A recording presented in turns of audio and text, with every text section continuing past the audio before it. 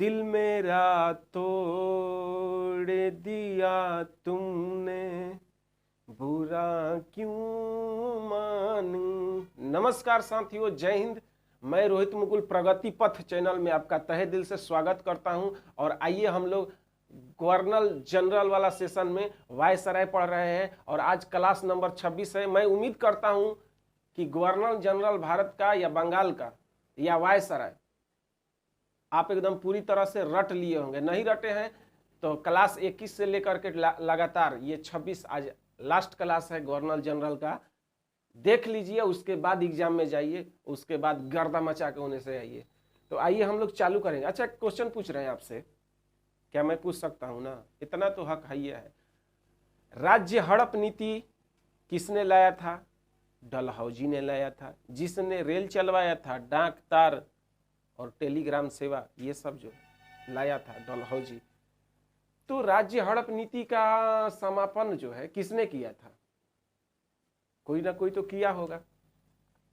राज्य हड़प नीति का प्रतिबंध लगा दिया था। जस्ट उसके बाद आता है डलहौजी के बाद कैनिंग आता है, और कैनिंग के समय ही क्या हो जाता है? 1857 का विद्रोह हो जाता है। तो 56 से 62 तक रहता है कैनिंग का में। आप देख लीजिएगा, सारा जो है डिटेल पढ़ाया गया है। राज्य हड़प नीति पर प्रतिबंध लगाता है कौन? कैनिंग। लागू किसने किया था? डलहौजी का नीति ही रहता है। व्यापगत सिद्धांत उसे ही कहा जाता है, गोध निषेध। आइए हम लोग देखेंगे आज लाउड रीडिंग जो है 21 से 26 तक। और रीडिंग के बाद कौन आएंगे? तो रीडिंग के बाद जो आते हैं आपका इरविन आते हैं।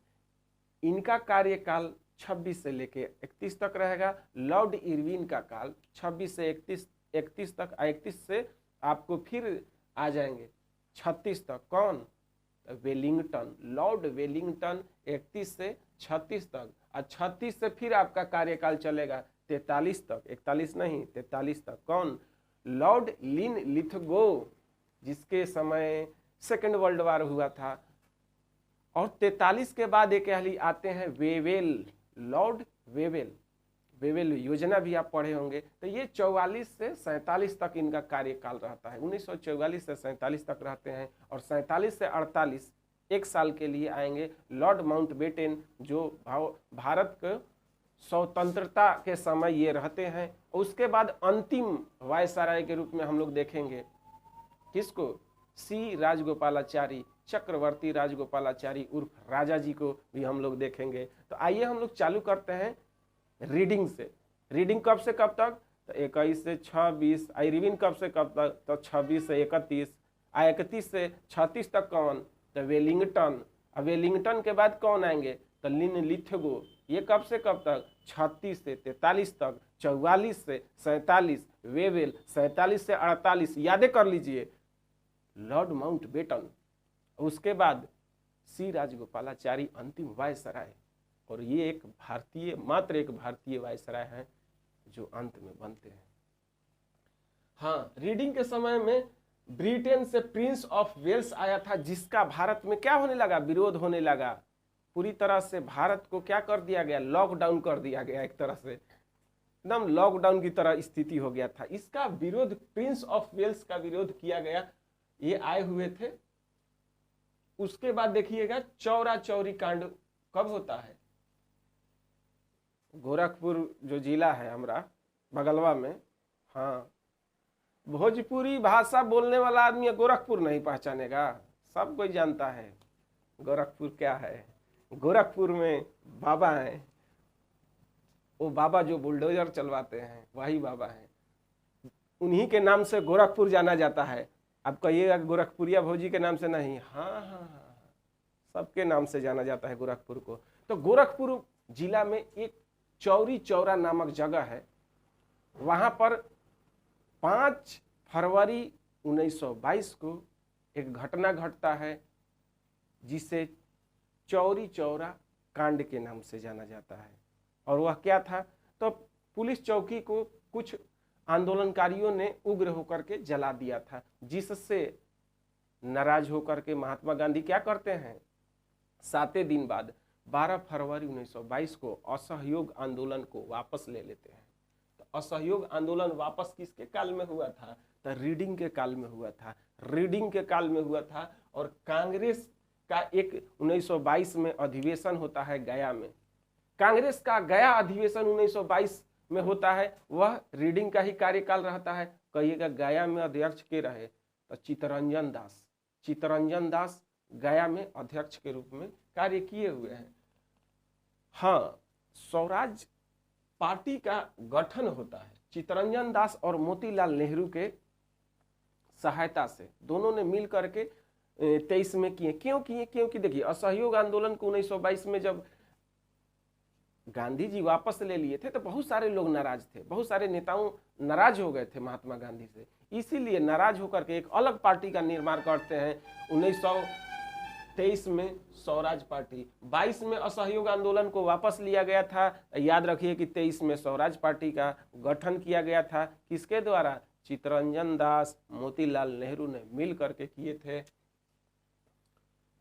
कानपुर में क्रांतिकारियों ने एक सम्मेलन किया था 1923 में। तो ये सब रीडिंग के कार्यकाल में है। इरविन के कार्यकाल में देखिएगा, लॉर्ड इरविन जब आता है तो बहुत सारा चीज इसके देखना है। साइमन कमीशन का गठन होता है 27 में। ब्रिटेन में साइमन कमीशन का गठन करके एक आयोग बना करके और जो है भेजा जाता है भारत में सर्वेक्षण करने के लिए। भारत का सर्वेक्षण जो जिसमें 7 सदस्य थे और उसमें एको भारतीय सदस्य नहीं थे, सब ब्रिटेन के ही अंग्रेज ही शामिल थे उसमें 7 सदस्य में। तो ये गठन किया जाता है साइमन कमीशन का 1927 में। अब भेजा जाता है कब? तो 1928 में। तो वही पूछता है कि साइमन कमीशन भारत कब आया? तो मार दीजिएगा 28 आया, 1928 में आया। इसका विरोध क्यों किया जाने लगा? क्योंकि इस कमेटी में कोई भी भारतीय सदस्य शामिल नहीं था। इसीलिए पूरा साइमन कमीशन वापस जाओ, साइमन कमीशन वापस जाओ के नारे लगने लगे थे। याद हो गया? नेहरू रिपोर्ट खिसिया करके मोतीलाल नेहरू ने 1928 में उसी समय क्या करते हैं? पेश करते हैं। 1928 में नेहरू रिपोर्ट मोतीलाल नेहरू के द्वारा पेश किया जाता है और गांधी जी क्या करते हैं? 1930 में दांडी यात्रा का पालन कर देते हैं। गुजरात में साबरमती आश्रम से 12 मार्च को चलते हैं, 12 मार्च 1930 को, और 24 दिन के बाद 6 अप्रैल को पहुंच जाते हैं गुजरात के समुद्र किनारे एक जगह है दांडी, वहां पर। और अपने साथ बहुत सारे अनुयायियों को लेकर के गए थे, जिसमें महिलाएं भी बहुत सारी शामिल थी दांडी यात्रा में। और दांडी पहुंच करके इन लोगों ने क्या किया? लिट्टी भांटा चोखा नहीं लगाए। हाँ, रास्ता में आदमी है तो लिट्टी भांटा चोखा भी लगाता होगा, लेकिन मूल चीज है कि समुद्र के रेत से नमक का निर्माण करते हैं और नमक कानून को तोड़ते हैं। और उसी दिन सविनय अवज्ञा आंदोलन का शुरुआत कर देते हैं। यानी 6 अप्रैल 1930 को सविनय अवज्ञा आंदोलन शुरू हो गया था। और यह कब तक चलेगा? ज्यादा दिन तक नहीं। 31 में क्या करता है? इरविन ने गांधी जी से समझौता कर लेता है। 31 में इरविन ने गांधी जी से समझौता कर लिया, जिसे गांधी इरविन समझौता या दिल्ली समझौता के नाम से भी जाना जाता है। और 4 मार्च 1931 को क्या कर दिए? उसे वापस कर लिए, स्थगित कर दिए थे सविनय अवज्ञा आंदोलन को। तो गांधी जी इरविन की बात को क्या किए? स्वीकार कर लिए। लेकिन देखिएगा, इरविन समझौता में इरविन ने उन्हें कांग्रेस का प्रतिनिधि बना करके लंदन विदा करता है, क्योंकि गोलमेज सम्मेलन चालू हो गया था। अरे 1930 में प्रथम गोलमेज सम्मेलन इसी के कार्यकाल में हुआ है। और दूसरा गोलमेज सम्मेलन में गांधी जी को भेजने के लिए क्या करता है?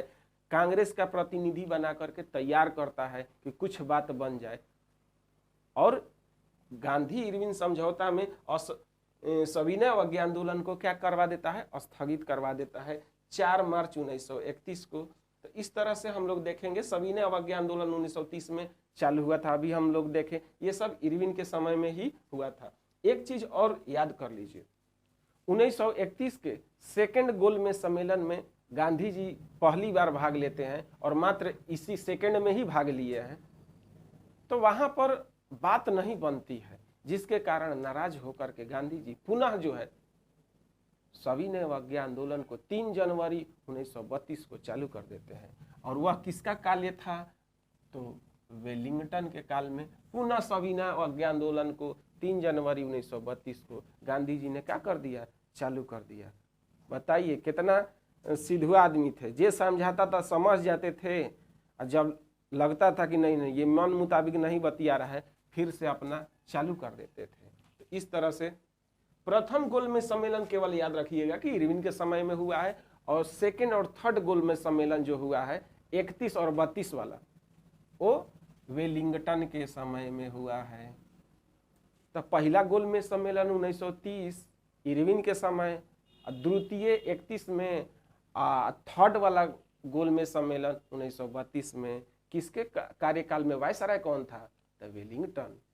और सेकंड में गांधी जी भाग लिए थे। और तीनों में कौन भाग लिए थे? तो गांधी जी के गुरु गोपाल कृष्ण गोखले तीनों गोलमेज सम्मेलन में भाग लिए हुए हैं। पूना पैक्ट समझौता, पूना पैक्ट समझौता, उस समय गांधी जी जेल में थे, और कहा जाता है कि पूना पैक्ट में अंबेडकर साहब पृथक निर्वाचन क्षेत्र का जो मांग पर लगे हुए थे, गांधी जी के बात को मान जाते हैं अंबेडकर साहब, और दोनों के बीच वही समझौता होता है जिसे पूना पैक्ट के नाम से जाना जाता है। और यह हुआ था आपको पूना पैक्ट समझौता 24 सितंबर 1932 को इरवादा के जेल में उस समय थे, वहीं पर पूना पैक्ट समझौता होता है, जिसमें गांधी जी और भीमराव साहब अंबेडकर के बीच में होता है पूना पैक्ट। कब? 24 सितंबर 1932 को, याद कैले रहिएगा 1932 को पूना पैक्ट। बिहार में भीषण भूकंप 1934 में आया है, 35 में भारत सरकार अधिनियम, जिसमें बहुत सारे क्या थे? अनुच्छेद थे, आर्टिकल लगभग 250 सूचियां वगैरह देखिएगा तो सब तमाम तीनों सूचियां थी। तो भारत सरकार अधिनियम 1935 एक तरह से लागू हो जाता है। उसी के लिए मिशन को भेजा गया था कि जाके सर्वे करिए क्या क्या चीज का उसमें चेंजिंग करना है। तो भारतीय आदमी रहेगा तब ना बताएगा जी। तो भारत सरकार अधिनियम 1935 क्या हो जाता है? पारित। वेलिंगटन के समय में 36 में ही चल जाएंगे, 36 से 43 तक कौन आएगा? तो लिन लिथगो के समय में सेकेंड वर्ल्ड वार आपको कब से कब तक चला है जी? 1939 से 1945 तक सेकेंड वर्ल्ड वार में बहुत सारे लोगों को, करोड़ों लोगों को मृत्यु हुई है, आम लोगों की भी मृत्यु है। 39 में ही सुभाष चंद्र बोस के द्वारा फॉरवर्ड ब्लॉक की स्थापना किया जाता है। सुभाष चंद्र बोस ने 1939 में फॉरवर्ड ब्लॉक की स्थापना किया है। तो उस समय लिन लिथगो का काल था। अरे इसको अवधि को याद रखिएगा, जो जो घटना हुआ है मार दीजिएगा। लिन लिथगो का कार्यकाल कितना था? 36 से 43, 36 से 43 जितना घटना, क्रिप्स मिशन भी आया है 42 में, तो लिन लिथगो मार दीजिएगा। देखिए ना, लाहौर अधिवेशन 1940 में होता है। लाहौर अधिवेशन 1940 में, अगस्त प्रस्ताव 40 में ही आता है। 8 अगस्त को अंग्रेजों के द्वारा 8 अगस्त 1940 को अगस्त प्रस्ताव लाया जाता है। क्रिप्स मिशन 42 में। सेकेंड वर्ल्ड वार में भारत का प्रतिनिधित्व या समर्थन खोजने के लिए क्रिप्स के द्वारा क्या किया जाता है? पोस्ट डेटेड चेक लेके आया जाता है, जिसमें गांधी जी और नेहरू जी थे, मोतीलाल नेहरू, सब ने क्या किया? चाहे मोहम्मद अली जिन्ना रिजेक्ट कर दिए उस प्रस्ताव को। यानी कि मुस्लिम लीग ने भी इस प्रस्ताव को क्या किया है? रिजेक्ट किया है। क्रिप्स मिशन 1942 में आता है, इसका विरोध कर दिया जाता है। देखिएगा तो ये लोग जेल में चल जाते हैं, लेकिन फिर भी 9 अगस्त 1942 को स्वतः भारत छोड़ो आंदोलन चालू हो जाता है। यह एक जन आंदोलन था। भारत छोड़ो आंदोलन पूरे भारत में 9 अगस्त 1942 को, क्योंकि प्रमुख नेता उस समय जेल में थे, गांधी जी को भी देखा जाए तो भारत छोड़ो आंदोलन 9 अगस्त 1942 को चालू होता है। उस समय लिन लिथगो रहते हैं, और बंगाल में अकाल आता है भीषण 43 में बंगाल में अकाल आया है। और 34 में ये अकाल नहीं है, बिहार वाला भूकंप है, बिहार वाला भूकंप है। और ये हुआ है 34, और भारत सरकार अधिनियम 1935 वाला। तो 34-35 लाइन से याद रहेगा। बिहार में भूकंप 34 में, 35 में भारत सरकार अधिनियम, वो है आपका 43 में। बंगाल के क्षेत्र में भीषण क्या आता है, अकाल आता है। 44 से 47 तक वेवेल रहते हैं, 44 से 47 तक वेवेल के समय वेवेल योजना आता है, जिसमें कैबिनेट मिशन 1946, जिसे कैबिनेट मिशन 1946, इसमें 3 सदस्य रहते हैं। तीनों सदस्य ब्रिटेन के कैबिनेट मिशन के ही थे, इसीलिए इसे कैबिनेट मिशन के नाम से जाना जाता है। क्रिप्स, लॉरेंस और अलेक्जेंडर। क्रिप्स का पूरा नाम क्या है, और ऑप्शन में कभी कभी दे देता है, तो तीनों का नाम याद रखिए। ऑक्सफोर्ड क्रिप्स, पैंथिक लॉरेंस और AB Alexander. Oxford Cripps, Pethick Lawrence और एबी अलेक्जेंडर। क्रिप्स मिशन के आधार पर संविधान सभा का गठन किया गया है। कहिएगा कि संविधान सभा क्या था, 1946 में इसका गठन किया गया है। अरे वही संविधान सभा जिसके द्वारा हमारा आज का वर्तमान संविधान तैयार किया गया है। भारत का संविधान किसके द्वारा तैयार किया गया है, तो संविधान सभा के द्वारा तैयार किया गया है। संविधान सभा का गठन किसने किया था, तो क्रिप्स नहीं, क्रिप्स मिशन नहीं होगा, कैबिनेट मिशन होगा। ये आपको आया हुआ है 46 में, और क्रिप्स मिशन कहाँ है, 42 में। इसका उद्देश्य था सेकेंड वर्ल्ड वार में भारत का प्रतिनिधित्व। साइमन कमीशन अलग चीज है। साइमन कमीशन भारत आया था 28 में, मत गड़बड़ाइएगा। साइमन कमीशन भारत आया था 28 में, गठन हुआ था 27 में। इसका उद्देश्य था भारत में सर्वेक्षण करके, और अगला जो अधिनियम 1935 वाला था उसके लिए रिपोर्ट पेश करना वहां पर, जिसका काफी विरोध किया गया था साइमन कमीशन का। क्रिप्स मिशन द्वितीय वर्ल्ड वार के लिए आया था, और कैबिनेट मिशन ये जो है पूरी तरह से संविधान सभा का हमारा गठन करने का काम करता है। उसके बाद देखिएगा तो अंग्रेज में अंतिम जो है लॉर्ड माउंटबेटन गवर्नर बनता है, और इसके बाद एक और बनेंगे जो भारतीय बनते हैं, सी राजगोपालाचारी। पूछेगा अंतिम वायसराय, तो सी राजगोपालाचारी मारिएगा, चक्रवर्ती राजगोपालाचारी पूरा नाम। अंतिम अंग्रेज वायसराय तो माउंटबेटन मारिएगा, लॉर्ड माउंटबेटन अंतिम अंग्रेज वायसराय है।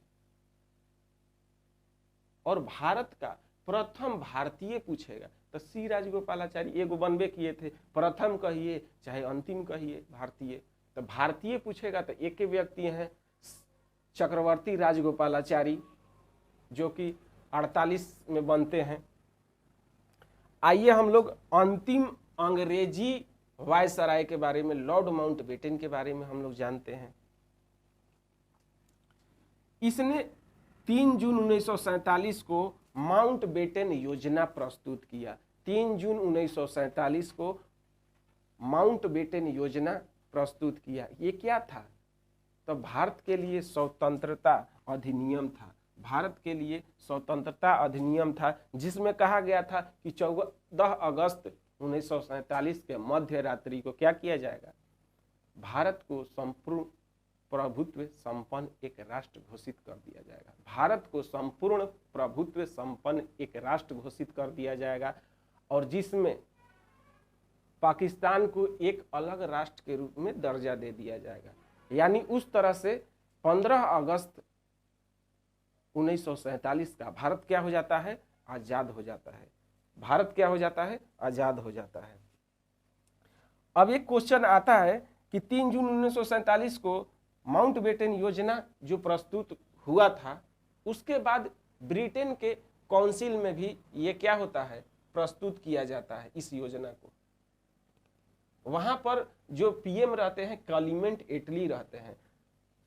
वो किस डेट के होता है, तो 4 जुलाई 1947 को ब्रिटेन के पीएम लॉर्ड क्लेमेंट एटली के द्वारा ब्रिटेन के संसद में क्या किया जाता है, इस योजना को प्रस्तुत किया जाता है। वहां से पास हो जाता है, तो उसके बाद 14 अगस्त के मध्य रात्रि को पाकिस्तान का अलग एक राष्ट्र, और भारत को भी, भारत तो है ही था पहले से, पाकिस्तान को एक अलग राष्ट्र बना दिया जाता है। भारत स्वतः क्या हो जाता है, स्वतंत्र हो जाता है। आगे देखिएगा तो इसीलिए स्वतंत्र भारत का प्रथम वायसराय पूछेगा तो उस समय कौन थे, लॉर्ड माउंटबेटन थे। तो इसीलिए स्वतंत्र भारत का प्रथम वायसराय लॉर्ड माउंटबेटन होगा। उसके बाद अंतिम वायसराय के रूप में भारतीय आदमी बनते हैं जिनका नाम है चक्रवर्ती राजगोपालाचारी उर्फ राजा जी। आइए हम लोग फिर से रिविजन करते हैं। लॉर्ड रीडिंग जो है 21 से 26 तक रहेंगे। प्रिंस वेल्स इनके समय में आया था जिसका विरोध किया गया, चौरा चौरी कांड हुआ था 22 में कितना तारीख है? तो 5 फरवरी 1922 को चौरा चौरी कांड हुआ था। याद रखिए असहयोग आंदोलन 7 दिन के बाद यानी 12 फरवरी को क्या कर लिया गया था? गांधी जी के द्वारा वापस कर लिया गया था। ये समय रीडिंग का था। गया में 22 में अधिवेशन होता है, तब 23 में जो है 1900 स्वराज दल का गठन किया जाता है। स्वराज दल का गठन किसके द्वारा किया गया था? तो चित्तरंजन दास मोतीलाल नेहरू के मिल करके दोनों आदमी और क्या करते हैं?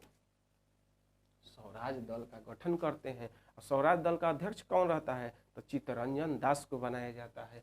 स्वराज पार्टी का अध्यक्ष 1930 में कौन रहते हैं? चित्तरंजन दास रहते हैं।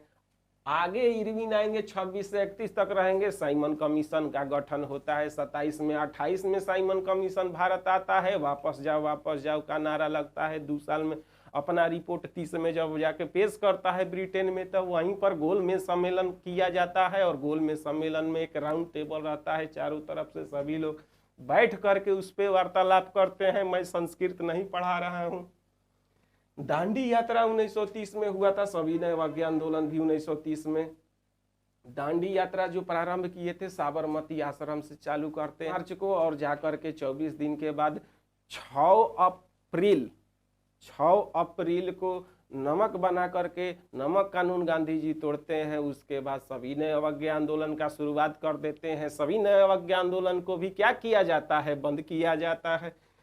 गांधी इरविन समझौता के तहत 4 मार्च के 1931 को सविनय अवज्ञा आंदोलन गांधी और इरविन के बीच समझौता होकर के बंद हो जाती है। लेकिन दुख की बात है भगत सिंह और राजगुरु और सुखदेव को फांसी दे दिया जाता है 31 को। ये बहुत भारत के इतिहास में काला दिन के रूप में देखा जाता है। 23 मार्च 1931 को भगत सिंह, राजगुरु और सुखदेव को फांसी दे दिया जाता है। यह भारत के लिए बहुत ही दुखद दिन है क्योंकि ये बहुत क्रांतिकारी युवक थे। और गोलमेज सम्मेलन प्रथम जो हुआ है इरविन के समय में हुआ है। सेकंड गोलमेज, थर्ड गोलमेज सम्मेलन 31-32 में होता है। 1931 में सेकंड और 32 में तृतीय। ये जो समय चलता है वेलिंगटन का चलता है। पुनः जब 3 जनवरी को चालू करते हैं 1932 में सविनय अवज्ञा आंदोलन, क्योंकि सेकंड गोलमेज सम्मेलन में गांधी जी का कोई बात नहीं बना था, इसीलिए पुनः चालू कर देते हैं। पुनः समझौता किसके बीच? तो बाबा साहेब के बीच और गांधी जी के बीच 24 सितंबर 1932 को होता है। बिहार में 34 में भूकंप, 35 में आता है अधिनियम, भारत सरकार अधिनियम 35 जो है काफी विस्तृत रहता है। आगे देखिएगा तो यही सब जो है भारत सरकार अधिनियम 1935 से ही बहुत सारी चीजें हमारे संविधान में शामिल किया गया है। लगभग 250 बातें जो है सर्वाधिक, अगर पूछेगा कि हमारे संविधान में सर्वाधिक कहाँ से स्रोत लिए गए हैं, किस देश से नहीं, कहाँ से स्रोत लिए गए हैं, तो भारत सरकार अधिनियम 1935 से सर्वाधिक बातें शामिल की गई है वर्तमान के हमारे जो संविधान है उसमें। लिन लिथुओ का कार्यकाल 36 से 43 तक चलता है। सेकेंड वर्ल्ड वार जो है 39 से 45 तक इन्हीं के कार्यकाल में चला। फॉरवर्ड ब्लॉक की स्थापना 1939 में सुभाष चंद्र बोस ने किया। 40 में क्या होता है? तो 40 में आपको लाहौर का अधिवेशन होता है। लाहौर का अधिवेशन में पहली बार पाकिस्तान का मांग किया गया था। लाहौर का अधिवेशन में पहली बार पाकिस्तान का मांग लाहौर के अधिवेशन 1940 में किया गया था। मेरे भाइयों बहनों, 8 अगस्त 1940 को अगस्त प्रस्ताव अंग्रेजों द्वारा लाया जाता है। 42 में क्रिप्स मिशन लाया जाता है जिसका गांधी जी, मोतीलाल नेहरू और मोहम्मद जिन्ना साहब रिजेक्ट कर देते हैं। इसे पोस्ट डेटेड चेक या दिवालिया होने वाला बैंक का चेक का संज्ञा दिया जाता है। क्रिप्स मिशन के प्रस्ताव को 1942 में रिजेक्ट किया जाता है। भारत छोड़ो आंदोलन 9 अगस्त 1942 को भारत छोड़ो आंदोलन और 43 में बंगाल में भयंकर अकाल आता है।